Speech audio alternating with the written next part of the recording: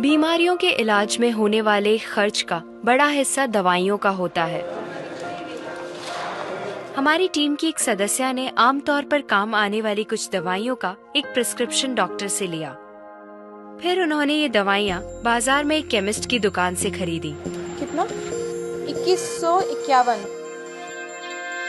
और यही दवाइयाँ उन्होंने जेनेरिक मेडिसिन्स की दुकान से भी ली। कितना हुआ इसका? 354। दवाइयों की कीमत में जमीन आसमान का फर्क दिखाई दिया। राजस्थान में कम कीमत में मिलने वाली इन जेनेरिक दवाइयों की शुरुआत की चित्तौड़ के पूर्व कलेक्टर डॉक्टर समित शर्मा ने।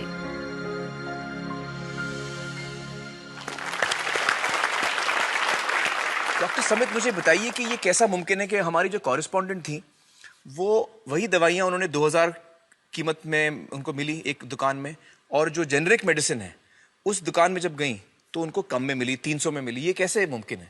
ठीक इसी समय प्रतिक्षण प्रतिपल एक ट्रेजेडी हमारे चारों ओर घट रही है। अर्थक्वेक की या कोई सुनामी की बात करें, उसमें जितने लोगों की जानें एक दिन में जाती हैं, उससे ज्यादा जानें प्रतिदिन इस ट्रेजेडी की वजह से जाती है। जी, वो क्या ट्रेजेडी है? वो ट्रेजेडी ये है साहब कि जो दवाइयों की जो वास्तविक कीमत है वो तो बहुत ही कम है, पर जो दवाइयाँ हम जब बाजार से खरीद के लाते हैं तो हमें वो 5 गुना, 10 गुना, 20 गुना, कई बार तो 50 गुना से भी ज्यादा दामों पे हम उसको खरीदते हैं। जैसे हम भारत में अगर देखें कि 40 करोड़ से ज्यादा लोग ऐसे हैं जो अपने लिए 2 वक्त की रोटी नहीं जुटा पाते, तो क्या वो दवा को खरीद सकते हैं? बहुत सारे लोगों को इस वजह से दवाई नहीं मिल रही। यस, WHO कहता है कि स्वतंत्रता के 65 वर्ष पश्चात आज भी 65% of the Indian population lacks regular access to essential medicine. जो मेन दवाइयाँ हैं, जो आवश्यक दवाइयां हैं, वो उन तक नहीं पहुंच पाती रकम की वजह से।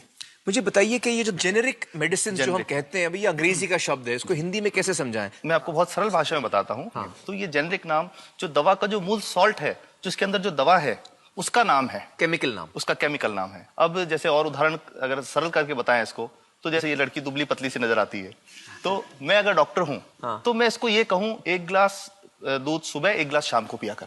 पर चिकित्सा के व्यवसाय में दुर्भाग्य से हमारे देश में ऐसा नहीं हो रहा। हम ये नहीं कहते कि आप भैंस का दूध लेके आइए, हम कहते हैं कि वो रामू की भैंस का दूध लेके आना। यही ब्रांडिंग है। ये जब उसकी दुकान पे जाती है, वो कहता है 500 रुपए लीटर है, लेना है कि नहीं लेना। तो जो 30 रुपए की चीज है वो 500 रुपए में मिलती है। तो अगर मैं डायबिटीज की दवा ले रहा हूं और अगर मैं ब्रांडेड दवा लेता हूं तो मुझे कितने की पड़ेगी? जैसे एक 117 रुपए में भी है, 117 रुपए में मिलती है। और अगर वही चीज हम उसके जेनेरिक मेडिसिन के नाम से लें तो वो कितने की बनती है? वो मात्र 1 रुपए 95 पैसे में 10 गोली मिलती है।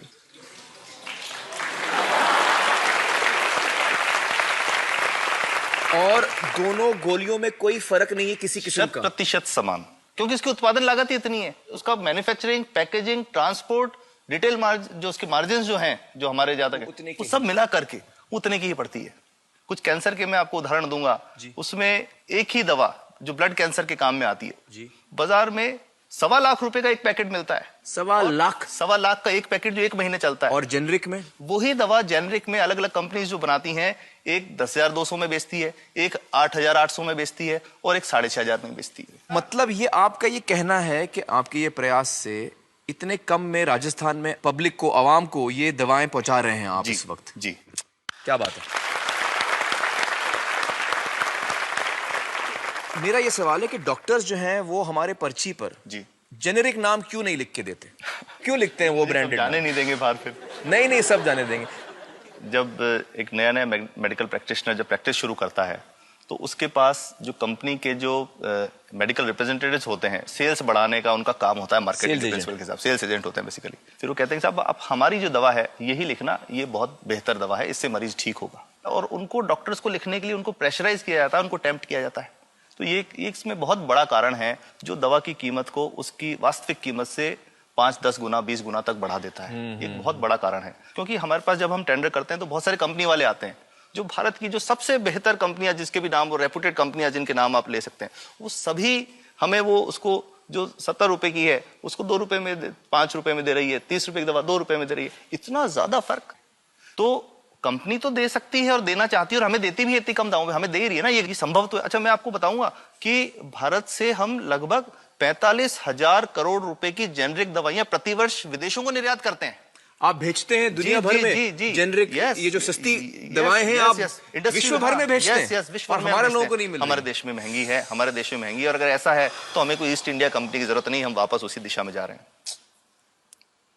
आपने जब ये शुरू किया तो आपको कोई रेजिस्टेंस फेस करना पड़ा राजस्थान में?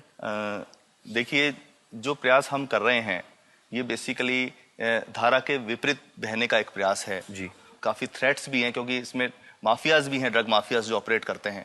और हम हमेशा ये बात कहते हैं कि हम 100 साल से भी पुरानी शोषण की व्यवस्था को बदलना चाहते हैं, पर हमने हमेशा डॉक्टर्स को दोषी नहीं माना। जी। सारे डॉक्टर्स बुरे नहीं हैं। 50-60% तो जेन्युइनली वो चाहेंगे कि गरीबों को कम कीमत पे दवा मिल जाए, वो चाहेंगे। और आज भी ऐसे डॉक्टर्स हैं जो अपने घर से सैंपल्स ला करके अपने जेब से पैसे निकाल के मरीज का इलाज कराते हैं। ऐसे डॉक्टर्स आज भी हैं। बिल्कुल सही। तो मैं इनको एक उदाहरण भी बताता हूँ कि कैसे हमारे जो काम वाली थी उसका बच्चा था छोटा, इंसिडेंटली हम कुछ समय छुट्टी मनाने कोई बाहर गए। जब हम लौट के आए 10-12 दिन बाद, तो वो लक्ष्मी के साथ उसका छोटा जो बेटा था राजू, वो भी उसके साथ आता था जब, और मेरे बच्चों के साथ खेलता था, मेरे बेटे के साथ खेलता था। तो वो लक्ष्मी अकेली आई, राजू नहीं आया। तो हमने पूछा कि क्या हुआ, तो उसने जो बात बताई कि साहब वो उसको आप गए थे, उल्टी दस्त हो गया था। उल्टी दस्त की बीमारी के लिए वो जब दवा लेने गई तो केमिस्ट ने उसको कहा कि इसके तो 400 रुपये लगेंगे। तो उसने कहा साहब मैंने खूब मांगा, मेरे पास 400 रुपये मुझे नहीं थे, और मेरा बच्चा रात को ही उसको दस्त आते रहे, वो खत्म हो गया। और मैं आपको ये कहना चाहता हूँ कि वो जो दवा लिखी थी कि वास्तव कीमत 1.5-2 रुपये ही है, तो वो बच्चे की जान बच सकती थी। 65 वर्ष के बाद भी अगर कोई बच्चा उल्टी दस्त से मर जाए तो मैं नहीं समझता इससे शर्मनाक बात कोई हम लोगों के लिए हो सकती है। और सबसे बड़ी बात कि इसे आसानी से बदला जा सकता है। हमें सबको एक समन्वित, एक संगठित प्रयास करने की जरूरत है। ये तो कुछ भी नहीं है, कोई नई फैक्ट्री खोलनी नहीं, कोई नई दवा नहीं बनानी, ये